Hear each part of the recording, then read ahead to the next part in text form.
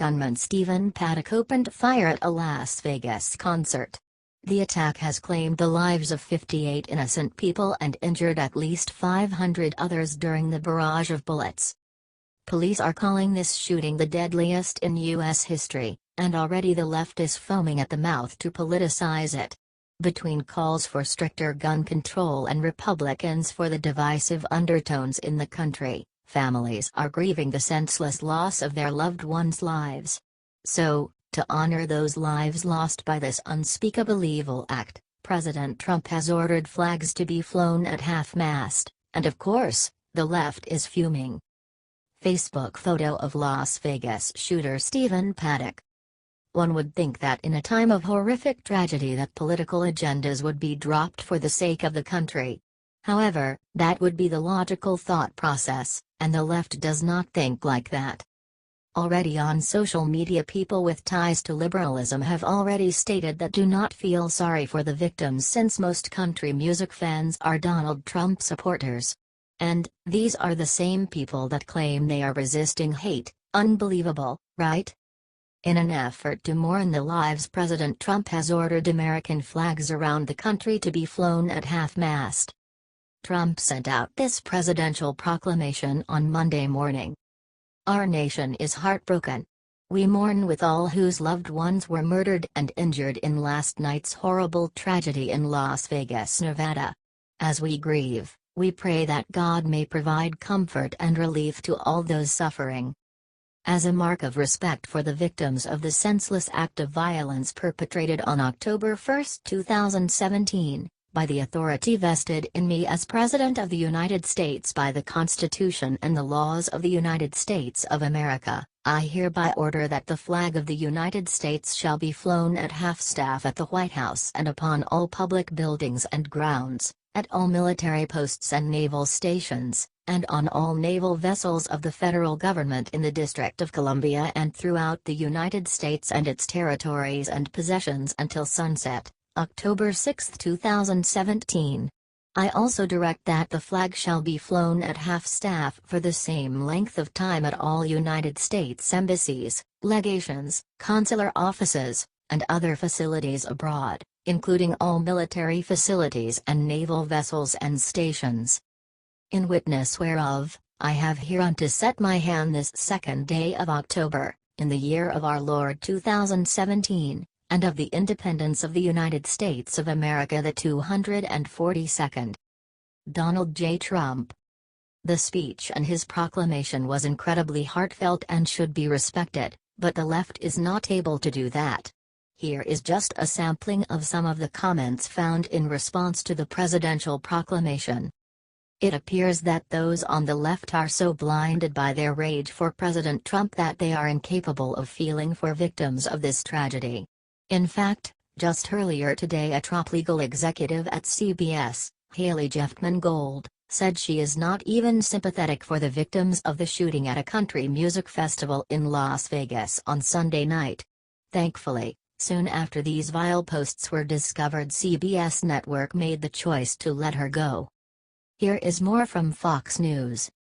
This individual, who was with us for approximately 1 year, violated the standards of our company and is no longer an employee of CBS. Her views as expressed on social media are deeply unacceptable to all of us at CBS. Our hearts go out to the victims in Las Vegas and their families, a CBS spokeswoman told Fox News. Haley Jeffman Gold, the network's now former vice president and senior counsel, took to Facebook after a gunman opened fire at the Route 91 Harvest Music Festival in Las Vegas, killing at least 58 people and sending more than 500 others to hospitals.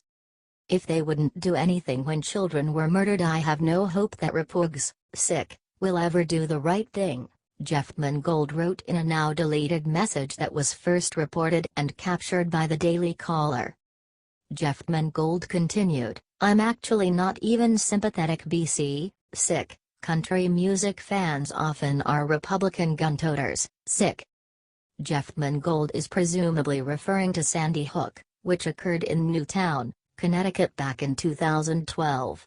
A 20-year-old gunman, Adam Lanza, killed 20 children and 6 adults during the tragic event that sparked intense political debates regarding gun control.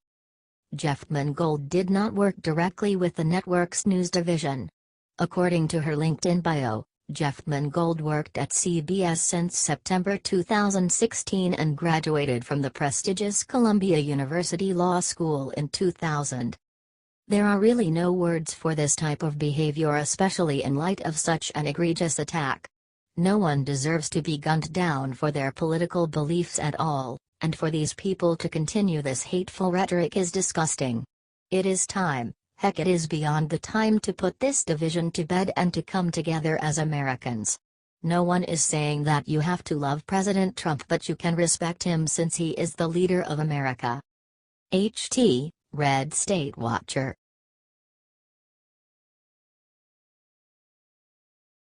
Breaking chilling item found in Las Vegas shooter's hotel room linking him to Obama.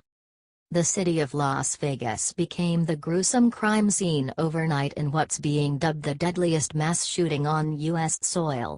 64-year-old Stephen Paddock holed himself up in a casino hotel room with 10 guns, where he shot down on concert-goers below, massacring 50 and wounding at least 200 others.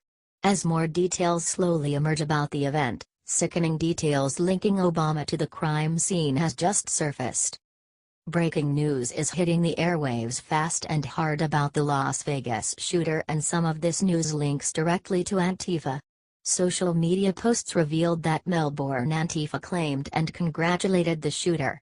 Before Obama left office, congressional investigators found out that Obama funneled billions of dollars to left-wing activist groups, donating close to $7 million straight to Antifa. Hillary Clinton has blood on her hands too, as she donated roughly around $800,000 to the terror group. A breaking news segment from Alex Jones links Antifa to the shooter via sources within authority groups, stating that the hotel room of the shooter was covered in Antifa memorabilia as well as things that Jones can't mention. According to your newswire, Stephen Paddock, the Las Vegas shooter, was an Antifa member who carried out the worst mass shooting in American history in order to create further division in American society, push the country towards civil war, and further the agenda of the elites, according to new information being suppressed by mainstream media. Official Antifa Facebook account, Antifa Melbourne, uploaded a post to Facebook congratulating Stephen Paddock and the Las Vegas Antifa chapter on the carnage and bloodshed, stating, "One of our comrades from our Las Vegas branch has made these fascist Trump-supporting dogs pay." According to broadcaster Alex Jones, a senior police officer involved in trying to apprehend Stephen Paddock confirmed to him that the shooter was definitely a member of Antifa. When they entered his hotel room, it was full of Antifa-related paraphernalia. There was Antifa crap everywhere. He put up a fight and fought to the death in his hotel room, the police officer said. America's divisive politics and culture of social division have provided the elite with the useful terrorists necessary to do their dirty work for them. Antifa, the violent leftist wing of the Democratic Party and the New World Order, are the useful idiots being taken advantage of by the elite in 2017. The disturbing fact is that authorities knew about Stephen Paddock's plans for the mass shooting attack in Las Vegas, that targeted conservatives attending a country music festival, and allowed it to happen in order to further their agenda. Intelligence and law enforcement were aware of plans by multiple shooters to kill as many people as possible in Las Vegas, but rather than apprehend the terrorist, they let him kill dozens of people and injure hundreds, and the death toll may yet rise much higher. Police scanner audio includes reports of multiple shooters, with reports that gunmen fired from the Mandalay Bay and gunshots in the Cesar and Bellagio. However, law enforcement and media, following a familiar pattern in cases such as this, later rewrote the narrative, claiming it was the work of a lone wolf, who, conveniently, was dead. He was not even captured on hotel security footage, despite being in Las Vegas, home of the world's most invasive hotel security, and the fact he was reportedly hoarding 10 automatic weapons in his hotel room. U.S. intelligence and law enforcement, servants of the New World Order, allowed this attack to happen in order to justify cracking down on the innocent population even further, taking away more and more civil liberties, until we are living in a police state.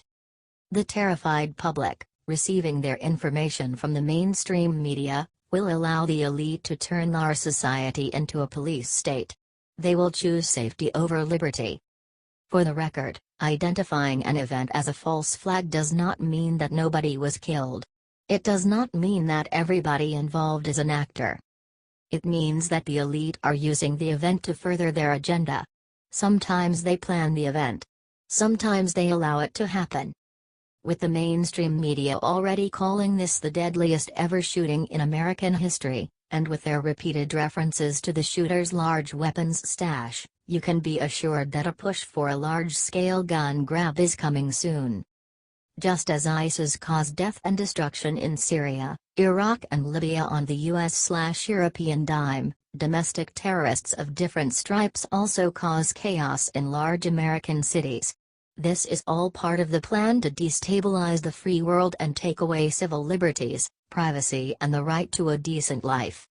The Las Vegas attack has eerie similarities to previous false flag events on American soil, San Bernardino, Orlando, Boston, Charlottesville, as well as the Paris terror attacks of November 2015.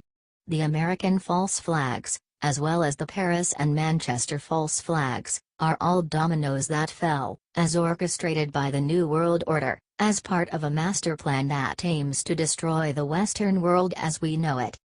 Terrorists are walking freely into our countries and being allowed to perform barbaric acts that terrorize good, law-abiding citizens. Local citizens are being turned into useful idiots, performing equally barbaric acts to sow division in society. In some cases, law enforcement and intelligence actually assist the terrorists. The New World Order marches on. Sources are claiming the NFL is set to be the next target in a wave of domestic terror that is set to get worse. First young girls, then music fans, next football fans. Crisis and catastrophe will be the order of the day, as the elites march us towards a police state and a new world order. While the terrorists are allowed to roam free, and violent domestic citizens are used to further the elite agenda, we will be the ones imprisoned. If all of the information pans out and links it all to the deep state, then this will implicate not only Obama and Hillary to this mass shooting, but also the other Democrats who have spoken and praised Antifa for their militant and violent actions, such as Maxine Waters and Loretta Lynch. God bless the poor souls taken so violently last night, and may their families find some justice. HT, your newswire.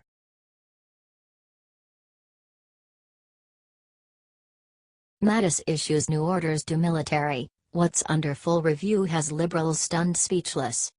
When President Trump appointed James Mattis to Secretary of Defense, he knew the man was going to shake things up.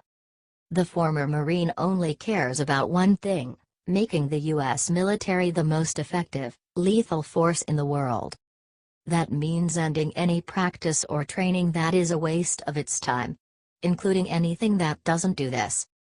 Defense Secretary Jim Mattis speaks to United Kingdom's Secretary of State for Defense Sir Michael Fallon during a meeting at the Pentagon in Washington, D.C., July 7, 2017. DoD photo by U.S. Army Sergeant Amber I. Smith. From Daily Caller. Secretary of Defense James Mattis has ordered a full review of any military training not directly relevant to warfighting.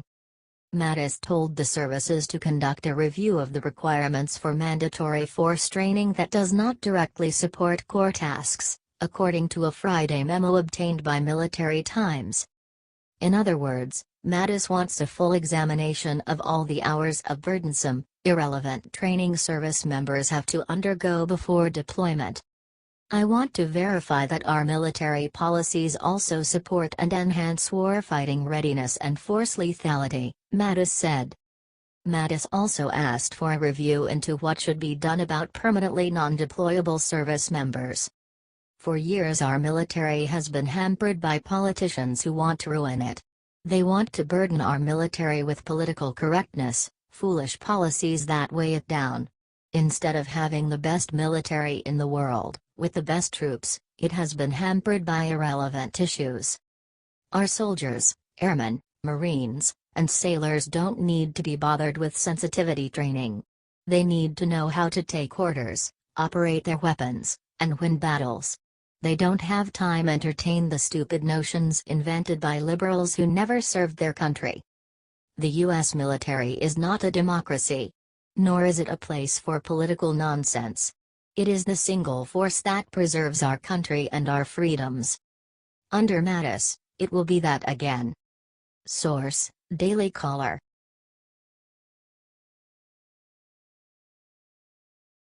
Onlookers floored by what they just caught a truck hauling away from concert shooting today. The horrific scene that took place just feet from the Mandalay Bay Hotel and Casino in Las Vegas is still being sorted through.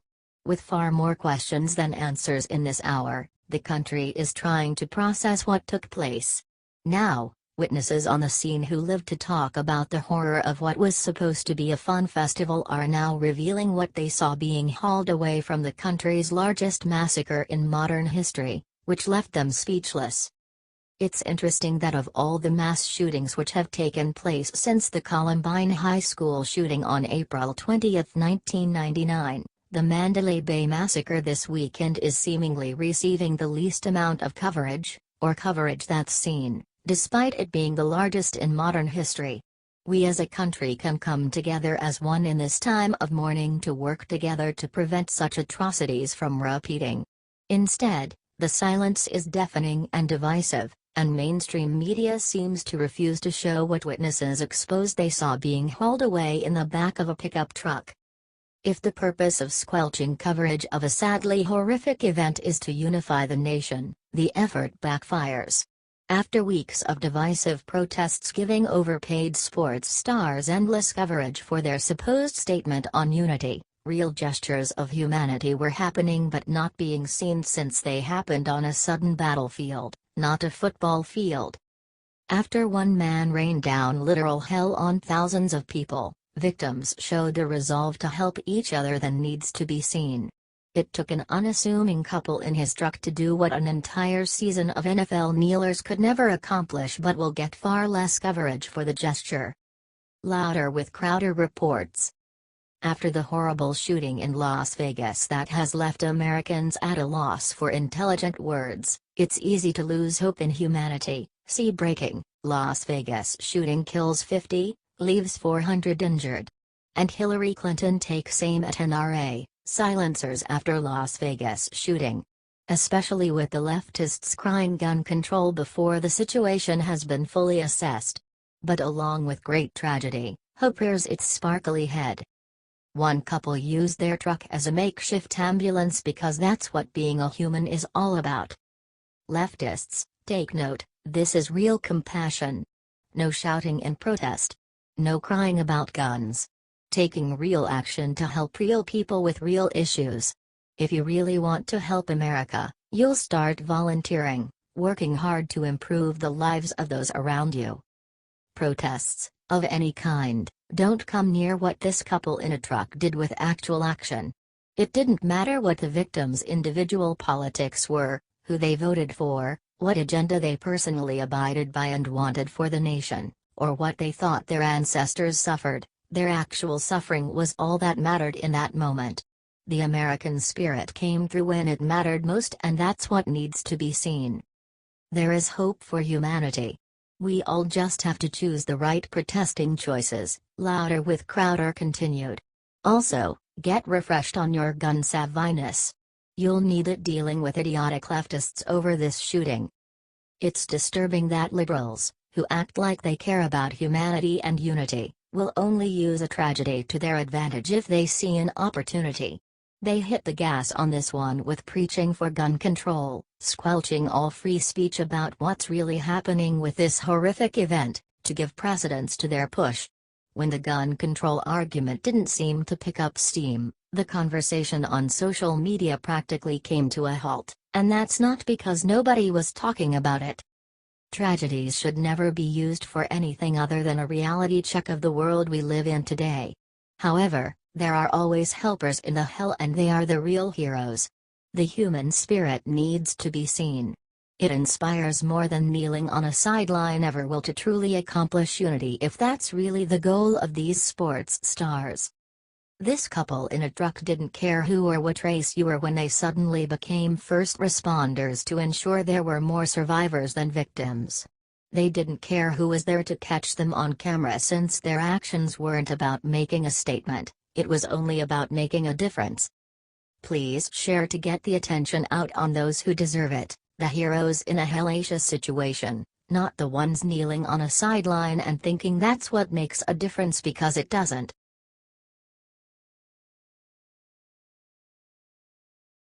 Busted. San Juan mayor skipped hurricane relief meetings to criticize Trump. After earning praise for his handling of the hurricanes in Texas and Florida, President Trump is now being criticized, mostly by Democrats, for his handling of the devastation in Puerto Rico from Hurricane Maria. Much of that criticism is based on the word of San Juan Mayor Carmen Yulín Cruz, who is claiming we are dying as a direct result of Trump's ineffective handling of relief efforts. However, it now appears Cruz is not only lying about the dire circumstances, she is not even actively participating in organizing relief efforts in her city. A report by Alex Pfeiffer and Peter Hassan of the Daily Caller has revealed that Cruz is not even meeting with federal officials to coordinate relief efforts. Instead, she appears to be making time to go on television to criticize President Trump instead. In one interview, she claimed Puerto Rico is on the verge of genocide because of Trump. Cruz's lack of effort is being exposed by the mayor of Guaynabo, Puerto Rico. Angel Perez says Cruz is not attending meetings with officials from the Federal Emergency Management Agency, FEMA, and other federal agencies. He sees a far different effort, although he admits the circumstances are challenging. From the Daily Caller. Mayor Perez told the DC that the story Cruz is telling the media doesn't mesh with what he has seen from the federal government. My experience is different. I have been participating in different meetings at the headquarters of FEMA and our government, and the help is coming in, and right now my experience is different from hers. I'm receiving help from the government, we are receiving assistance from FEMA. I got people over here helping us with applications for the people that have damage in their houses. And we have here in Guaynabo, we have thousands of people that lost partially or totally their houses, said Perez, who is a member of Puerto Rico's new Progressive Party. Perez's comments echoed what FEMA Administrator Brock Long said on Saturday. Long defended Trump's tweets blasting Cruz and indicated that Cruz has failed to connect with the FEMA command center set up on the island to help with the relief effort. When asked about Cruz's genocide statement, Perez said, "I don't know why she is saying that. What I can tell you is my experience. She is not participating in any meetings, and we had a couple already with the governors and with representation of FEMA and of HUD, of these whole federal agencies that have given us help, and she's not participating in those meetings, and some mayors from her political party have been participating, so I don't know why she is saying that. My experience is very different." Fox News' Geraldo Rivera challenged Cruz in an interview, the video of which is posted below. He points out that while efforts in Puerto Rico are lacking, the circumstances are far different. He points out that logistics in getting aid to an island are harder than it was in Texas and Florida. However, he points out that he sees no one dying from starvation and thirst, as Cruz suggests. What are your thoughts about the San Juan mayor and her comments about Trump? Let us know in the comments section below, and in addition, share this on social media.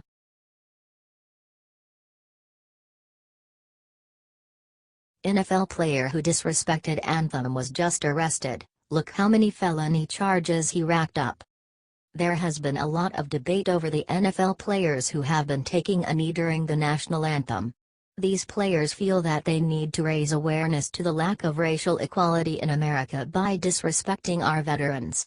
At any rate, Whatever moral high ground these protesters were trying to take have been dealt a devastating blow after one of those players was just arrested. The whole national anthem debacle began when Colin Kaepernick took a knee last year to draw attention to supposed police brutality in the black community. Of course, the mainstream media immediately backed this un-American action and the protest only grew. Last week, the anthem protest reached its fever pitch when hundreds of players took a knee, or entire teams stayed in their locker room. But, here is where the irony of these protests begins to rear its ugly head. One of those players that opposed the national anthem was arrested and racked up a ton of felony charges. Los Angeles Rams defensive lineman Ethan Westbrooks, age 26, was arrested on Friday night, September 22.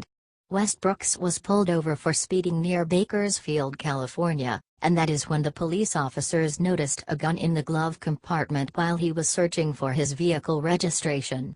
The firearm that Westbrooks was in possession of was reported stolen back in 2009 and was loaded with a high-capacity magazine that held 13 rounds of ammunition.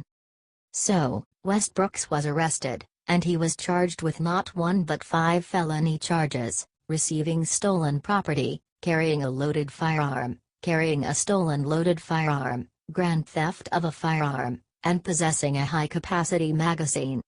Everyone in America knows that the gun laws in California are stringent, but it is the state's law, and he broke it. So, how is that not for racial inequality?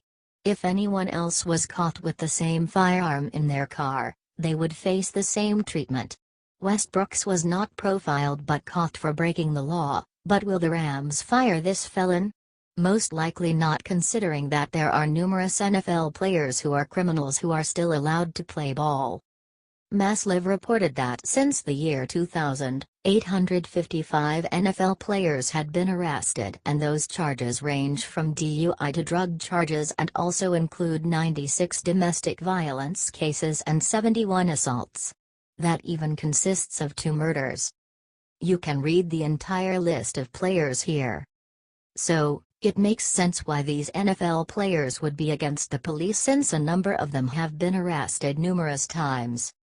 Just recently, Michael Bennett made the wild claim that police officers in Las Vegas racially profiled him after gunshots were fired when he went to watch the Mayweather-McGregor fight. Bennett claimed that he was singled out of the crowd for being a black man. Bennett was detained for a short time and was released, but of course, he needed to make a stink out of it on social media. Las Vegas police officers singled me out and pointed their guns at me for doing nothing more than simply being a black man in the wrong place at the wrong time, Bennett tweeted.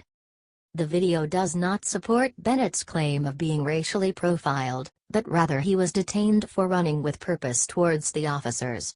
Of course, Bennett has not retracted his claim and apologized for saying what he did, but that does not help his agenda or the protest on the football field. Here is more from Blue Lives Matter. What was made clear was that Bennett was not racially profiled, and the circumstances were explained to him after he was detained for only 10 minutes. It possible, but appears unlikely from currently released video, that a second officer jammed their knee in his back. It is possible that an officer pointed their gun at his head and threatened to blow his head off, which wouldn't be abnormal for an active shooter suspect. An investigation will verify or contradict these claims. It appears that Bennett is going to deflect from his obvious lies to other irrelevant issues.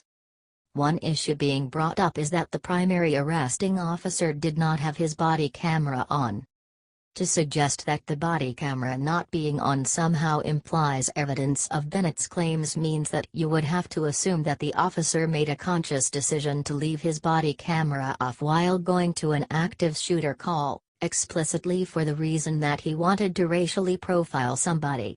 It's a claim that defies all reason. Over 120 cameras captured the incident, it's Las Vegas, and are being reviewed.